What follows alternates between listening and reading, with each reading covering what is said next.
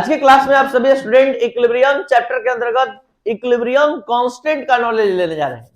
तो आपको बता दें कि इक्विलिब्रियम जो होता है वो दो टाइप का होता है। इक्विलिब्रियम कांस्टेंट दो प्रकार का होता है, पहले आप अच्छे से जाने। एक होता है कॉन्सेंट्रेशन के टर्म में केसी और एक होता है प्रेशर के टर्म में केपी। आज हम इसको दो राउंड में समझाने जा रहे हैं। एक equilibrium constant in terms of concentration और दूसरा equilibrium constant in terms of pressure. तो सबसे पहले आपके सामने हम equilibrium constant in terms of concentration का केवल बात करने जा रहे हैं। तो equilibrium constant in terms of concentration को आप सभी स्टूडेंट खुद दो तरह से डिफाइन कर सकते हैं। ये पिछले लेक्चर में the law of chemical equilibrium में आपको इतना कैपेसिटी दे दिया गया है और आपको दोनों डिफिनेशन इक्विलिब्रियम कांस्टेंट का कंसंट्रेशन के टर्म में डिफाइन करने का कैपेसिटी दे दिया गया है। पहला प्लेस ये है, ये कल पढ़े थे the law of chemical equilibrium. दूसरा प्लेस ये है। दो तरह से कैसे डिफाइन कर सकते हैं। पहला, अभी तुरंत सुनेंगे, तुरंत समझेंगे, तुरंत याद। पहला, फॉरवर्ड रिएक्शन के रेट कांस्टेंट और बैकवर्ड रिएक्शन के रेट कांस्टेंट के रेशियो को equilibrium constant in terms of concentration कहते हैं। ये पहला डिफिनेशन। दूसरा डिफिनेशन, इक्विलिब्रियम स्टेट में प्रोडक्ट के एक्टिव मास का प्रोडक्ट और रिएक्टेंट के एक्टिव मास का प्रोडक्ट का रेशियो इक्विलिब्रियम कांस्टेंट कहलाता है। फिर से, eight equilibrium state the ratio of the product of the active mass of product and the product of active mass of reactant is called equilibrium constant in terms of concentration. पहला definition, the ratio of rate constant of forward reaction and rate constant of backward reaction is called equilibrium constant. तो यहां से हमने केसी का first definition लाया, यहां से हमने केसी का सेकेंड डिफिनेशन लाया और इसी दोनों से हम कॉन्सेंट्रेशन के टर्म में इक्विलिब्रियम कांस्टेंट को डिफाइन कर दिए और इसी को हमने लैंग्वेज में बदल दिया। At equilibrium state the ratio of rate constant of forward reaction मतलब K and the rate constant of backward reaction मतलब KB is called equilibrium constant. इसको इक्विलिब्रियम कांस्टेंट कहते हैं इन टर्म्स ऑफ कंसंट्रेशन के term में, where KF equal rate constant of forward reaction, KB equal rate constant of backward. अब इसी equilibrium constant को इस तरह से भी डिफाइन कर सकते हैं कि ये कोई केमिकल रिएक्शन है जिसके बारे में आपको अच्छे से पता है। जो नए स्टूडेंट है बस एक मिनट अलग से ध्यान से देख लीजिए, आपको तुरंत हम सिखा दे रहे हैं इस तरह से कैसे लिखा जाता है।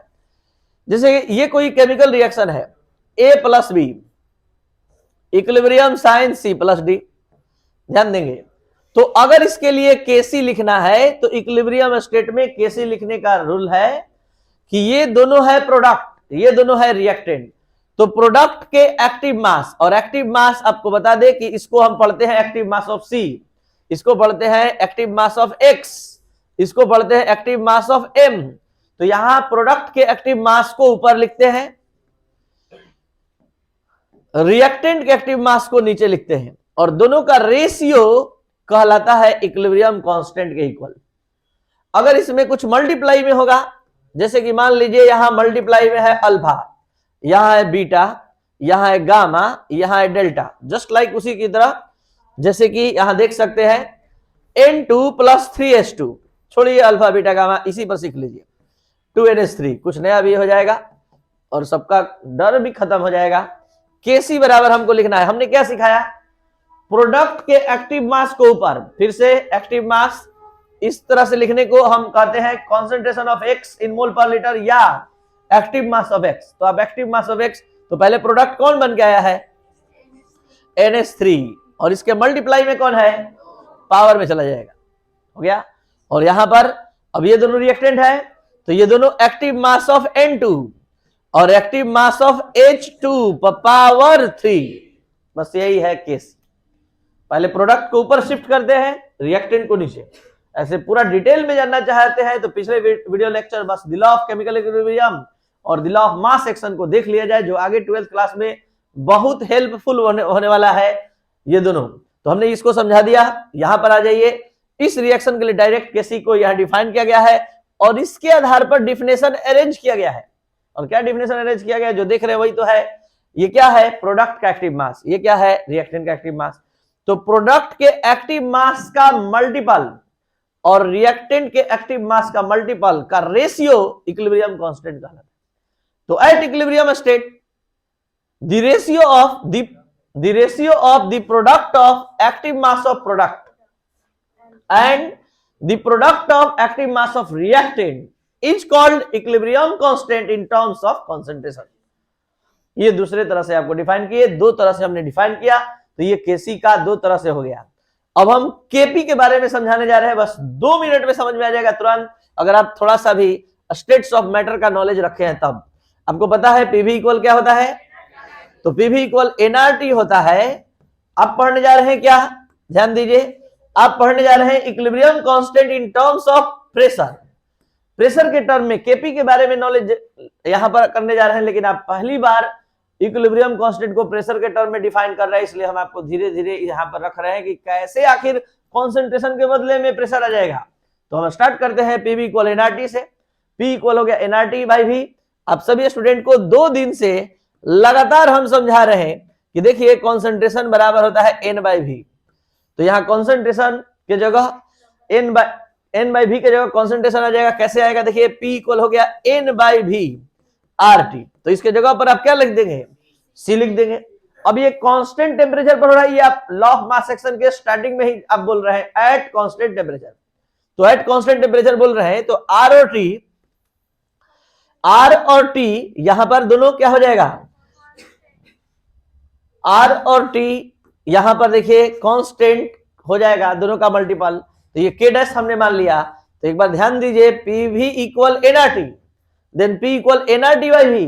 तो एन बाई वी के जगह आपने सी ले लिया। और अब थोड़ा देखिएगा, आर और टी का मल्टीपल भी क्या हो गया, कांस्टेंट। आर तो कांस्टेंट था ही और टेम्परेचर कांस्टेंट है। तो अब फाइनली क्या आप उम्मीद लगा रहे हैं, क्या आएगा, P इक्वल के डैश सी। और ये के डैश किसके बदले में आया है, R और T के मल्टीपल के बदले में। और यहां पर अब कांस्टेंट हट गया, प्रोपोर्शनल। तो आज के क्लास में हमने प्रूफ कर दिया कि कॉन्सेंट्रेशन प्रेशर के प्रेशर कॉन्सेंट्रेशन के क्या होता है। तो जहां भी कॉन्सेंट्रेशन टर्म को हटाना होगा वहां उसी कंपोनेंट का पार्शियल प्रेशर ला देंगे। जैसे ये एक्टिव मास ऑफ ए है, तो यह पार्शियल प्रेशर ऑफ ए। यहां पर एक्टिव मास ऑफ बी है, तो partial pressure of B. Active mass of C है, partial pressure of C. Active mass of D है, पार्शियल प्रेशर ऑफ डी। और अब आप क्या जानते हैं इस रिएक्शन के लिए, आप यही ना जानते हैं, K C equal active mass of C पर power gamma, active mass of D पर power delta, active mass of A पर power alpha, active mass of B पर पावर बीटा, यही जानते हैं। और अब आप इसको हटाइए, यहां पर लिख दीजिए PC power gamma, PD power delta, PA power alpha और पीबी पावर बीटा। अब ये केसी नहीं रहा, क्योंकि आपने सारे टर्म को ही बदल दिया, सब कॉन्सेंट्रेशन का टर्म पार्शियल प्रेशर के टर्म में कन्वर्ट हो गया।